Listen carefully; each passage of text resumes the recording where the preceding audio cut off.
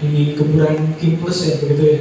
Nah, selama penelitian yang saya lakukan dari breakdown untuk per daerah tadi, ini banyak PDIP itu yang akhirnya berdiri sendiri untuk mengusung calonnya itu sendiri setelah putusan itu ya Mas. Setelah putusan MK itu pada akhirnya PDIP banyak mencalonkan calonnya masing-masing di tiap daerah. Mungkin dari minimum coalition itu banyak didominasi oleh calon yang diusulkan oleh PDIP itu sendiri. Jadi mungkin seperti yang disampaikan Mas Alfa tadi ya, agaknya tidak mungkin ya melihat PDIP berkoalisi dengan Kim Plus ya di tingkat pusat, tapi di tingkat daerah itu PDIP seperti ingin menunjukkan tajinya, walaupun pada akhirnya banyak beberapa yang kalah, tapi PDIP ini banyak juga mencalonkan calonnya itu di daerah-daerah yang kecil, melawan dominasi dari Super Coalition ataupun Green Coalition itu di Kim Plus itu sendiri sih. Jadi memang PDIP bertahan sebagai oposisi baik di tingkat daerah itu dengan menunjukkannya dengan calonkan dirinya dari partainya itu sendiri sih. Kalau mungkin pertanyaan kedua dari masalah. Nah, lalu kalau kemudian tahun 2024 nggak efektifnya itu ketika partisipasi menurun. Tapi ketika kemudian kan angkanya persentase ya. Tapi ketika kita lihat lebih jauh basis angka, basis data, karena kita kemarin sudah membandingkan data. Misalnya data Kulon Progo. Kulon Progo itu di 2017 disabilitas pemilihnya ada 400-an yang memilih. Yang memilih itu 200-an berapa? 400-an itu data basic. Nah, DPT-nya. Lalu di 2024 itu 5.546. Jauh kan? Jauh banget angkanya. Ya berapa kali? 11 kali dari di terlalu pemilihnya 2000-an, 2200-an. Kalau di prosentase dia akan di bawah dari 2017 kalau prosentase. Tapi kalau bicara angka, maka dia lebih tinggi partisipasinya. Kalau bicara contoh misalnya disabilitas ya.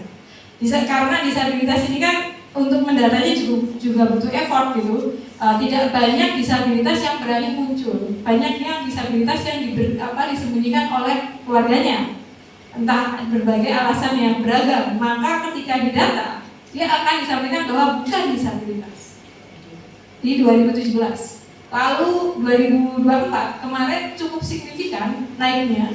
Kenapa? Karena di door to door oleh Pak Tarlih gitu, melakukan pendataan langsung ke rumah gitu, hingga datanya valid dan kerjasama dengan Dinsas dan Dukcapil untuk menandai ini disabilitas atau bukan gitu. Nah di pilkada kemarin cukup menarik di sisi bagaimana kemudian pengakuan untuk teman-teman disabilitas ini bisa diakomodir lewat TPS akses di 2 kabupaten dengan ada kursi prioritas yang teman-teman masyarakat sipil bisa intervensi untuk memberikan TPS akses gitu, kursi prioritas dengan stiker dan panduan TPS akses.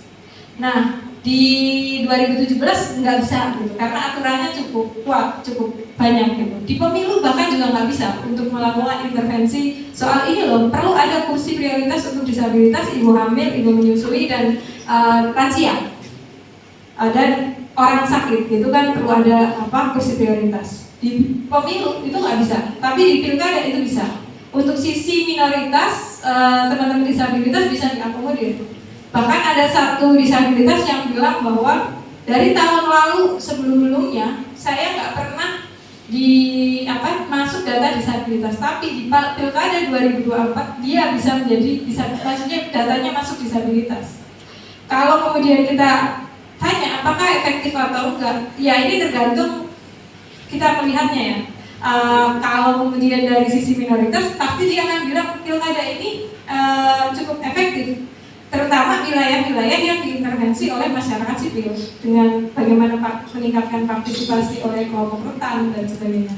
Tapi di sisi lain, kenapa pilkada ini partisipasi menurun? Karena letak waktunya itu di hari Rabu. Hari Selasa, hari Rabu atau Selasa gitu, aku lupa. Dan itu di hari dimana di tengah-tengah. Jadi orang yang mau pulang dari luar kota untuk sekedar nyoblos itu berpikir ulang, karena pulang nyoblos balik lagi. Ya kalau sehari sampai gitu.